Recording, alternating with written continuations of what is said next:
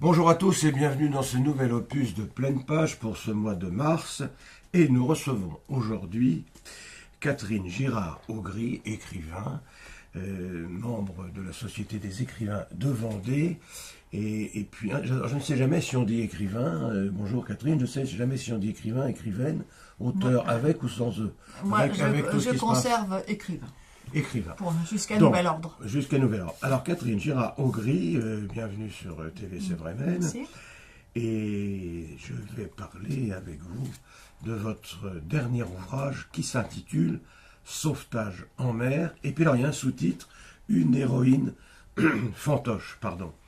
Alors, une petite explication là-dessus, parce qu'il semblerait que ce soit une héroïne fantoche. Est-ce que c'est l'histoire de, je ne sais pas moi, d'une quelque chose de pas tout à fait clair, net, juste, non? Sauvetage en mer. Alors, si je dois raconter la genèse de cet ouvrage, oui. Par l'intermédiaire d'amis, nous avons été en contact avec un monsieur qui habite une ville dont je tairai le nom, parce que la ville que je cite dans l'ouvrage est fictive. Port-Mare, c'est fictif. Oui, Port-Mare, ça me rappelle quelque chose. Comprenne qui pourra. Ben, oui. Et ce monsieur voulait que l'on écrive une biographie sur son épouse qui était décédée, qui était la première femme sauveteur en mer et la première femme patron de bateau. Le monsieur qui nous a mis en relation ne se sentait pas capable lui-même d'écrire la biographie, donc il a fait appel à moi et nous connaissions. Alors nous avons donc rencontré ce mari qui nous a donné un certain nombre d'éléments, alors des articles de journaux, des cassettes qui avaient été enregistrées. Alors son épouse a reçu un certain nombre de médailles, d'ailleurs que je cite dans l'ouvrage. Là les médailles sont exactes. Et nous avons eu plusieurs interviews et au fil de mes recherches, parce que pour une biographie, il faut quand même faire un certain nombre de recherches. Oui, c'est la moindre des choses. C'est la moindre des choses. Oui, oui. Je me suis aperçue qu'il y avait beaucoup de zones d'ombre. Qu'il me disait ce qu'il voulait bien me dire et qu'à chaque fois, il s'en tenait à la version officielle. En particulier, en ce qui concernait la jeunesse de cette femme qui était réfugiée des Ardennes, et elle aurait, à l'âge de 15 ans, été une héroïne de la résistance. Alors nous sommes allés dans les Ardennes, nous avons fait des recherches. Pas de chance parce que Charleville-Mézières, dont elle était originaire, toutes les archives ont disparu lors des bombardements et des incendies qui s'en ont suivi. J'ai fait des recherches en ce qui concerne ces actes de bravoure de la résistance et je n'ai absolument rien trouvé. J'ai rencontré des personnages tout à fait officiels. Alors ça m'a, comme on dit familièrement, ça m'a mis la puce à l'oreille. Oui. Et je me suis dit que ce mari, qui semblait être de bonne foi, voulait qu'on fasse une sorte d'hagiographie de son épouse, alors mettons une petite plaquette d'une vingtaine ou d'une trentaine de pages. Les officiels étaient tous en admiration devant cette femme qui avait bien existé, qui a en réalité bien sûr fait du sauvetage en mer. Hein, mais oui, pardonnez-moi, j'allais légèrement vous interrompre par rapport au titre de votre livre, oui, Sauvetage en mer. Alors là, ça c'est bien réel. Bon, participer à des sauvetages en mer. Voilà. Participer à des sauvetages en mer. C'est déjà pas si mal. C'est déjà pas si mal, bien entendu. Mais le rôle semble moins important que son mari voulait bien nous le faire croire. Bon. Alors j'ai fini par lui dire à ce brave homme que je n'ai disposé pas d'éléments suffisants pour écrire une biographie. Il a compris, bon, tout à fait étonnamment, il a compris, et j'ai donc laissé les documents en attente pendant au moins 3 ou 4 ans. Entre-temps, j'ai écrit autre chose. Et je me suis dit, puisque la biographie n'était pas possible, nous allions écrire un roman. Voilà. Ce qui est parfois pratique et peut servir d'alibi pour dire des choses qu'on ne pourrait peut-être pas dire s'il s'agissait d'un essai ou d'un document. Nous sommes d'accord. Hein, exactement. Voilà. C'est pour ça qu'en exergue, vous avez dû l'apercevoir. Oui, j'ai mis la phrase d'Aragon, le roman c'est du mentir vrai. Donc ça permet de faire passer certaines vérités qu'on n'oserait pas dire autrement. Bon, alors, moi je voudrais qu'on revienne un petit peu sur ces histoires marines, parce que c'est tout de même assez exceptionnel, encore de nos jours, qu'une femme soit, vous disiez aussi tout à l'heure, patron d'un bateau, Oui. un bateau de pêche, j'imagine. Un bateau de sauvetage. Ah, un bateau de sauvetage. Voilà. Ah oui. Oui, elle aurait acquis le titre de patron de bateau de sauvetage pour pouvoir sortir en mer lors de coups durs et lorsque les responsables ne sont pas présents. Oui. Alors, il existe une association dans nos régions, justement, Oui, ici, qui s'appelle la SNSM, Oui, Société SNSM. nationale SNSM, Oui. ça veut dire exactement La Société nationale de sauvetage en de mer. sauvetage en mer. Voilà. Est-ce que cette personne appartenait à cette association? Oui.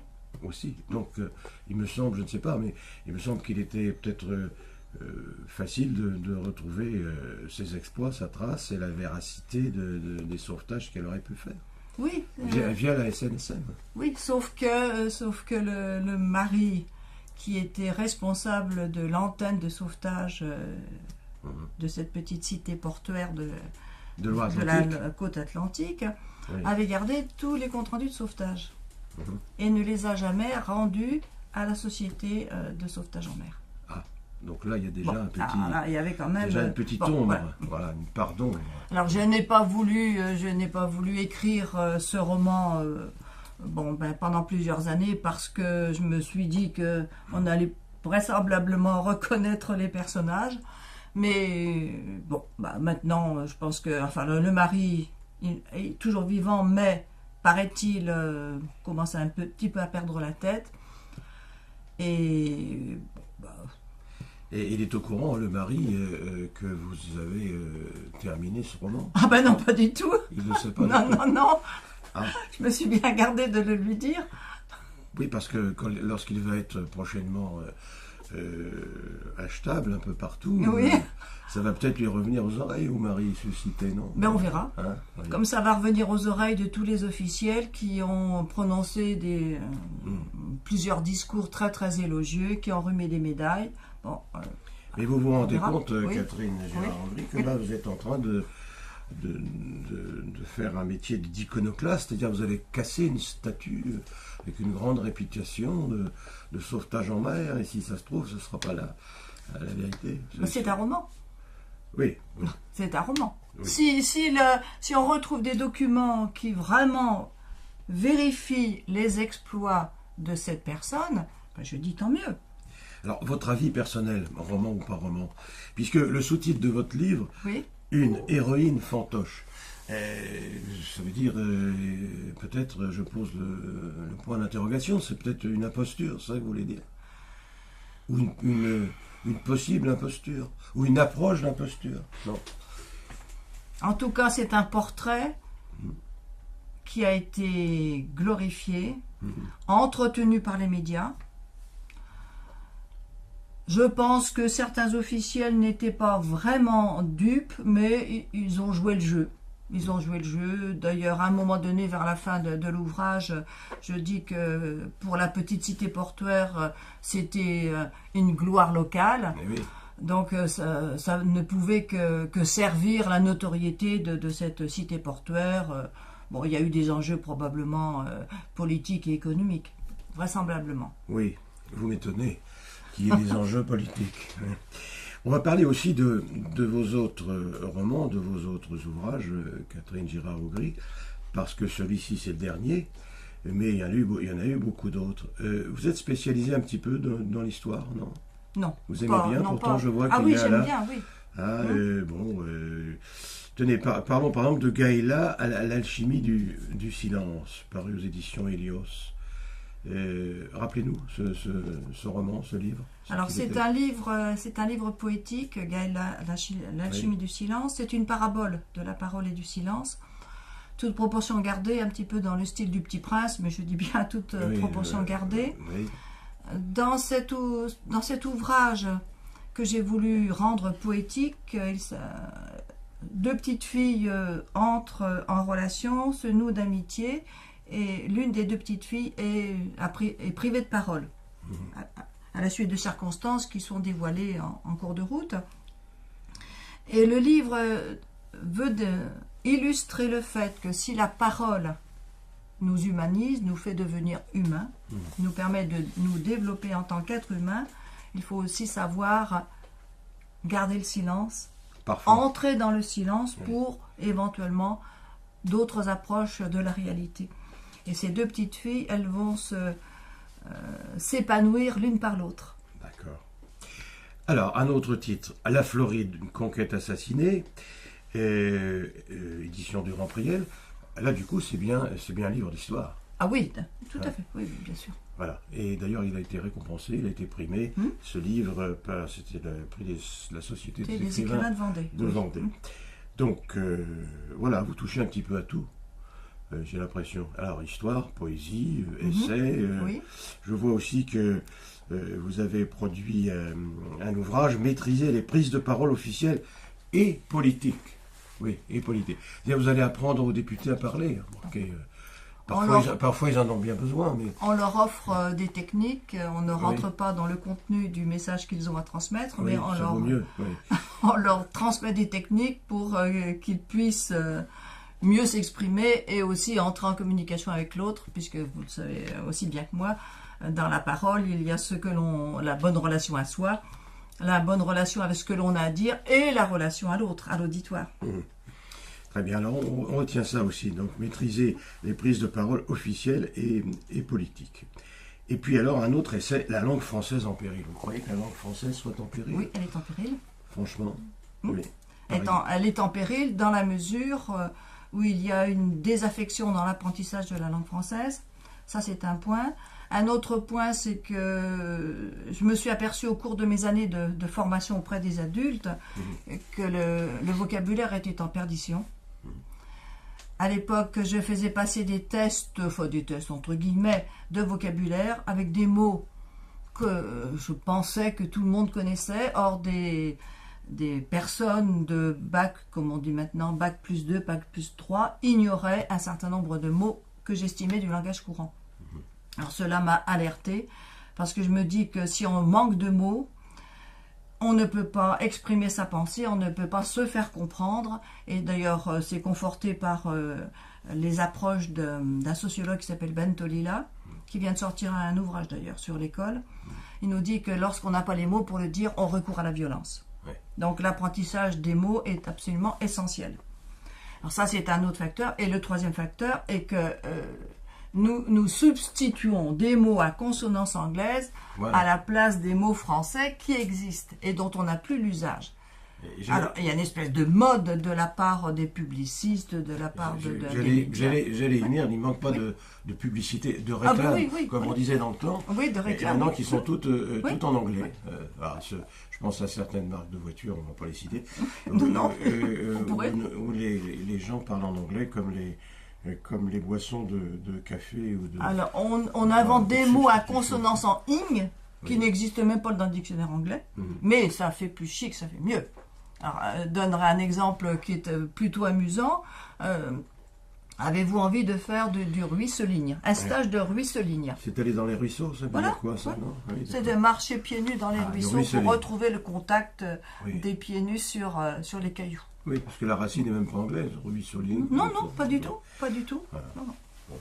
Alors notre langue française va être complètement dénaturée d'ici. C'est-à-dire que si on ne prend pas garde, et heureusement, il y a quand même des associations qui s'élèvent contre cet état de fait, on parviendra, enfin dans le pire des cas, on parviendra à une espèce de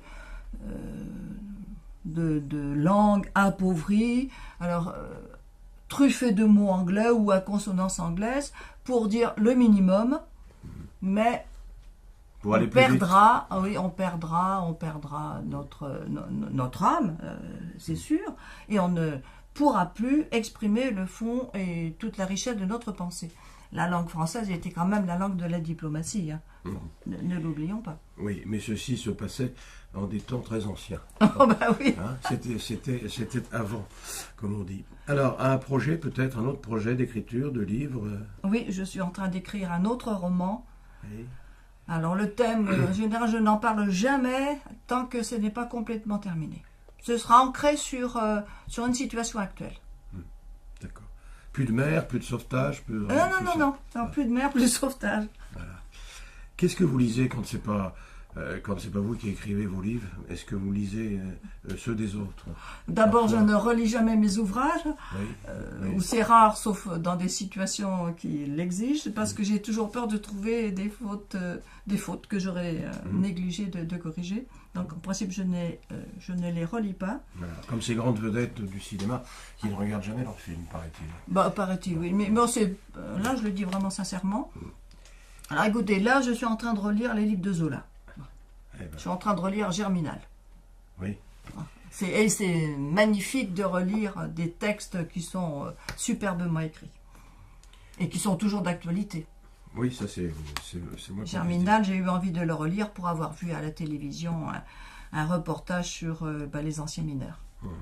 D'accord. Alors, Catherine Girard-Augry, Sauvetage en mer, je rappelle votre dernier livre, il vient absolument de sortir il y a quelques jours. Sauvetage en mer, c'est un roman, j'insiste, je crois. Oui, c'est un roman. Parce que si c'est pas un roman, je veux dire, ça va être polémique, hein, votre livre. Hein. Ça, il faut vous attendre tout de même peut-être à quelques réactions, j'imagine, du côté de Port-Mare, ce port de la côte atlantique. Ça commence comme un port qu'on connaît bien, voilà. Mais c'est pas à moi de non, pas du tout. C'est un roman. Je suis Baudeur qui se trouve pas très loin de Nantes, d'ailleurs. Bon. Alors, Sauvetage en mer, sous-titre Une héroïne fantoche. Oui. Alors, légende ou vérité que l'histoire de cette femme qui a fait des sauvetages en mer, légende ou vérité, est-ce qu'on arrive à le savoir en lisant votre livre?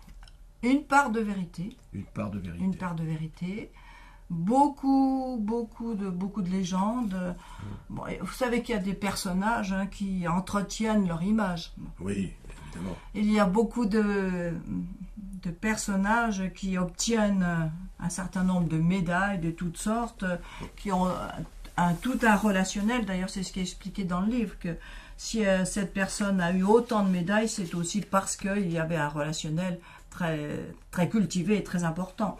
Donc il y a des personnes qui ont un ego surdimensionné et qui bluffent, entre guillemets, toutes les personnes qui les entourent.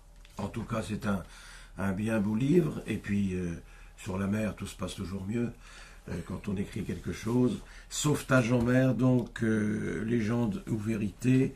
Mais au lecteur de se faire une opinion. Et puis quand la légende est plus belle que la vérité, oui. Il faut toujours écrire la légende, n'est-ce pas? Merci Catherine Girard-Augry, Sauvetage en mer, une héroïne fantoche, aux éditions Chez Maupassant. Et nous donnons rendez-vous, quant à nous, le mois prochain. Merci.